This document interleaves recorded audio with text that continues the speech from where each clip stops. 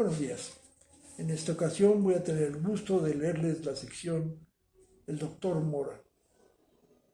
una sección que pertenece al libro Cultores y Forjadores de México, obra de Humberto Tejera. Un libro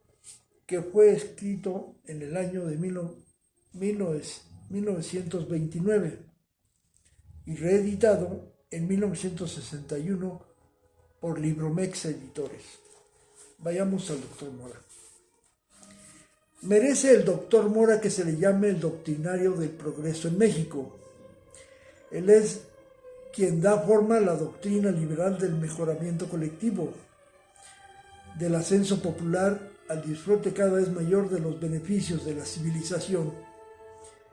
Doctrina esta contraria al retrogradismo de los conservadores, para quienes el ideal político consistía y consiste aún en el retorno al feudalismo y a la medievalidad,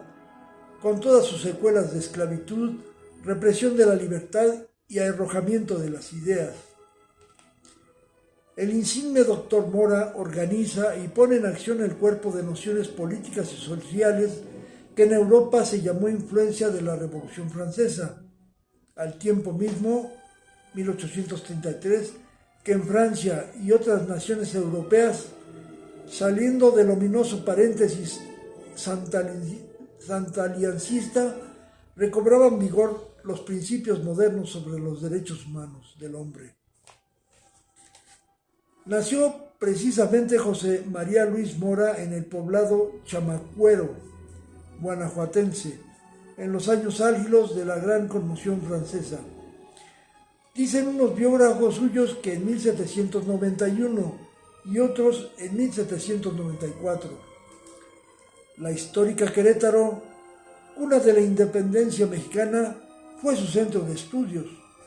exactamente en los años en que se regaba con mares de sangre el grito libertario del padre Hidalgo. Recibió Mora el grado de doctor en teología, la carrera favorita entonces para los estudiantes pobres y casi única que podía cursarse en la capital mexicana en 1829. Mas, desde 1821, al consumarse la separación política de la Nueva España, estaba actuando en la insurgencia, y era la suya insurgencia integral del molde de las de Hidalgo y Morelos, pues fue de los primeros en oponerse al imperio iturbidista como vocal de la Diputación del Estado de México. Su republicanismo militante se expresó desde 1823 en el Semanario Político y Literario, que fundó con otros enemigos tanto del borbonismo español como de cualquier retrogradación monárquica en América. Tan ardiente fue su propaganda anti-iturbidista que figuró como uno de los más perseguidos escritores de aquel año de crisis de 1823. El doctor Mora figuró entre los más notables fundadores de la República. En el segundo Congreso Constituyente, que promulgó en enero de 1824 el Acta Constitutiva y el 4 de octubre del mismo, la primera Constitución mexicana efectiva,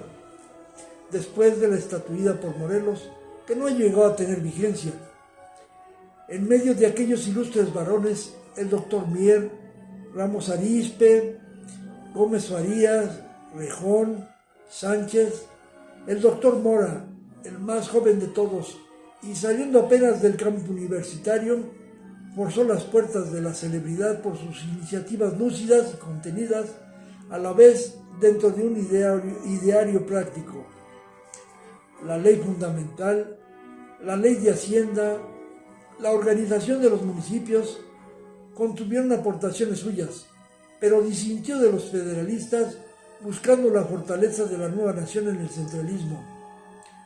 Triunfaron los que buscaban concertar los principios de 1793 con la organización política del molde norteamericano, iniciándose la batalla que iba a durar más de medio siglo por consolidar ese sistema por sobre las supervivencias del coloniaje. La figura del doctor Mora se agiganta en 1833, al actuar como el principal consejero del presidente Gómez Farías en los primeros albores de la Reforma.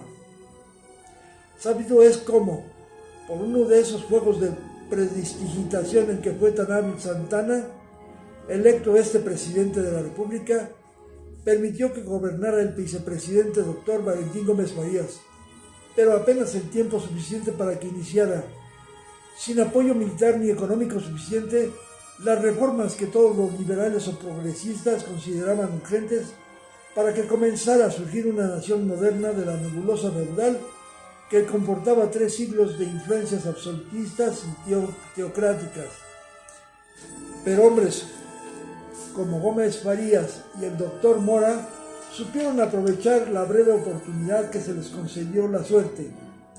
apenas desde fines de 1832 hasta junio de 1833, con una serie de leyes y decretos que bosquejaron ya la forma del México del porvenir, que sólo debía realizarse en las décadas de Juárez y en el advenimiento de un nuevo siglo signado por la Revolución Social. Como bandera de sus ideales, publicaba el doctor Mora un periódico,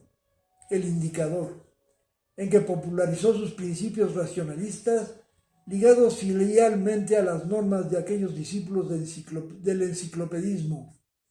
Hidalgo, Morelos, que trazaron el rumbo republicano democrático de México. Nombrado en 1833 vocal de la Dirección General de Educación, que fue el embrión de la futura Secretaría del Ramo en la República, el doctor Mora se apresuró a plasmar en la legislación positiva sus ideas transformadoras, que abrían las arcas del porvenir. Lo primero, en su ideario, era rescatar las enseñanzas de las manos del clero, que había tenido hasta entonces el monopolio educativo y que por su dogmatismo en contra de la ciencia y su solidaridad con el absolutismo político mantenían al país en interminable sujeción medieval. Para controlar la situación, tal como lo había hecho la Gran Colombia y otras de las nuevas repúblicas hispanoamericanas, el gobierno mexicano reasumió entonces el patronato eclesiástico como herencia de la reyesía española, iniciando así la campaña para influir en ese absorbente y extraordinario poder que detentaba la mayor parte de la riqueza y que estaba apoyado por el fanatismo. Una brevísima consideración de las leyes y disposiciones expedidas por el gobierno del doctor Gómez Farías y su consejero, el doctor Mora, se impone desde el punto de vista histórico, para medir la proyección de ambos en la vida posterior de México. Algunos biografistas disputan sobre a quién corresponde la mayor gloria o responsabilidad en esos hechos. Juzgamos improcedente tal disputa, pues ambos aparecen ante la posteridad como iniciadores de la reforma. Más digna de anotarse es la parsimonia con que algunos historiadores suponen que no debía de haberse empezado tan temprano a llevarse el liberalismo a la práctica, porque no era tiempo por falta de preparación sociológica. Semejantes escrúpulos, si se aceptasen, harían que todavía la América Latina disfrutase de las ventajas de la esclavitud y del coloniaje. La ley del 18 de octubre de 1832 excluyó al clero del derecho a impartir enseñanza pública, quedando esta como función especial del Estado, principio que al cabo de los tiempos han venido a aceptar la casi totalidad de los teóricos de la pedagogía y la mayor parte de los gobiernos. La supresión de la Universidad Real y Pontificia, por decreto del 24 de octubre del mismo año, considerada como simple vivero de teólogos, tuvo por objeto organizar los colegios de educación superior, dándoles estructura civil y sujetándolos a los reglamentos de la Dirección de la Instrucción, que, como se dijo, fue la primera Secretaría de Educación que tuvo el país.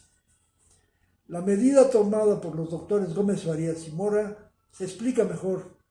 si se recuerda que a análogos pasos hubo de recorrer el liberalismo en las otras repúblicas indolatinas por las mismas décadas. Disposición complementaria de las anteriores fue la de apropiar las cuantiosas rentas de que disfrutaban los centros escolásticos para beneficio general de la educación. En otra dirección suprimió el gobierno de 1833 la coacción o mano fuerte oficial para hacer efectivos los votos monásticos, dejando en libertad a las personas para permanecer o no dentro de la esclavitud de los conventos, y liberó al pueblo de toda intervención oficial para el pago de los diezmos y primicias. Por primera vez también en la vida educativa y primicias, por primera vez también en la vida educativa se creó una biblioteca pública gratuita para el pueblo, anunciándose ya la tendencia revolucionaria de apoyar al poder público no en la ignorancia ni en las bayonetas, sino en la cultura de las masas. Escribía el doctor Mora: por marcha política de progreso entiendo aquella que tiende a efectuar de una manera más o menos rápida la ocupación de los bienes del clero, la abolición